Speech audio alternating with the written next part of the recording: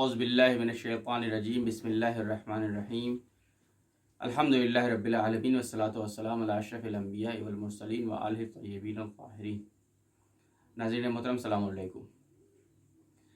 सबसे पहले हम आपके सबके सामने ईद सईद फित्र की मुबारकबाद पेश करते हैं।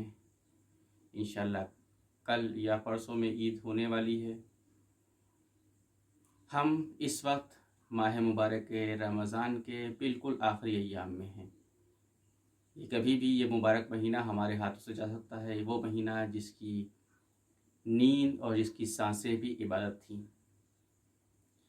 उम्मीद है कि हमने वाक़ईन वैसा इस्तिफ़ादा किया होगा इस माह मुबारक से जैसा हक़ था।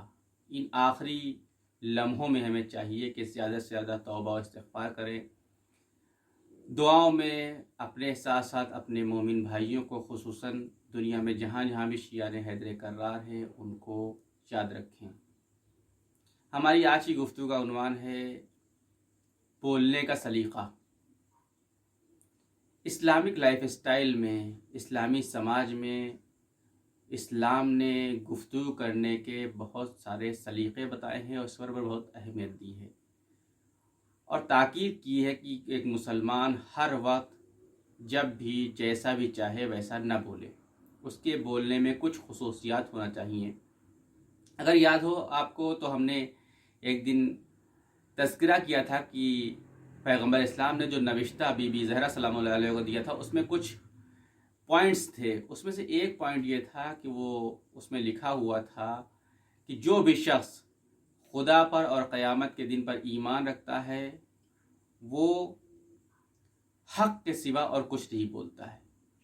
तो हम एक मुसलमान को चाहिए कि कैसा बोले, कब बोले, कहाँ बोले, किस तरह से बोले। ये वो बेसिस हैं बात करने के, गुफ्तगू करने के, जिस पर इस्लाम ने तवज्जो दी है और हमें अपनी गुफ्तगू में इन बात का ख्याल रखना चाहिए ताकि एक इस्लामी और एक मासूमीन को खुश करने वाली गुफ्तगू को हम अंजाम दे सकें।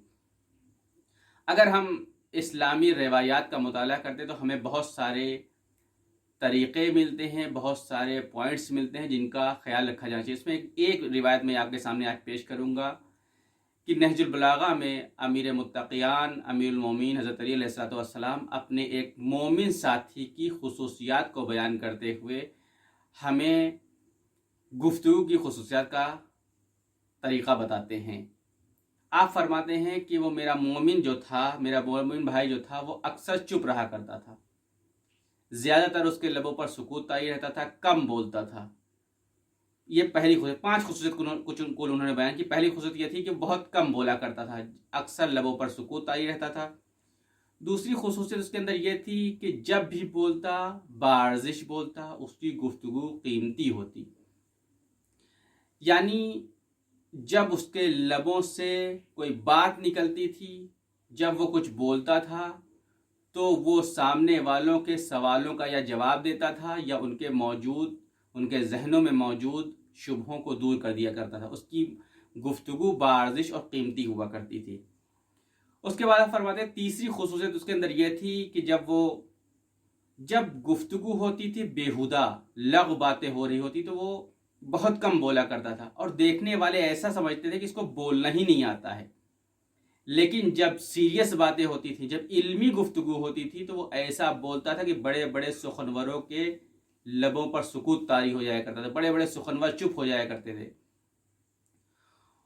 चौथी खुसूसियत उसकी ये थी कि वो अपने दलाइल को काजी के सिवा और किसी के सामने बयान नहीं करता था। आज इस तरह की पोजीशन, इस तरह की सिचुएशन हमारे सामने पेश आती रहती। कभी कभी हमसे कोई इंसान मशवरा मांगता है या हमको अदालत में गवाहियां देनी होती, जज के सामने बोलना होता, तब ऐसे मौके पर ज़रूरी है कि हम हकीकत को बयान करें। लेकिन इसका मतलब ये नहीं कि हम जब भी चाहें, जहां भी चाहें, जिसके भी सामने चाहें दूसरे के उयूब को बयान करते हुए फिरें। नहीं, हमें हकीकत बोलना है, ऐबों को बयान करना है मशवरों के सिलसिले में, मशवरा देते वक्त और जज के सामने गवाही देते वक्त। इसका मतलब ये नहीं हम कहीं भी दूसरों के ऐबों को बयान करते फिरें। पांचवी खुसूसियत वो ये थी कि वो सिर्फ वही बोलता था جس پر وہ عمل کرتا تھا۔ قرآن بھی فرماتا ہے یا ایھا الذین آمنوا لما تقولون ما لا تفعلون، جس بات پر خود عمل نہیں کرتے ہو اس کو دوسروں سے نہ کہو۔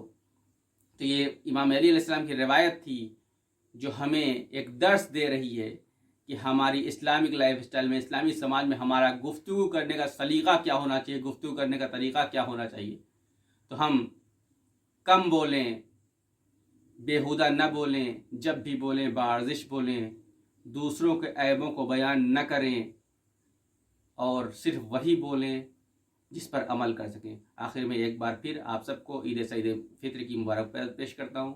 تب تک کے لیے السلام علیکم ورحمۃ اللہ وبرکاتہ۔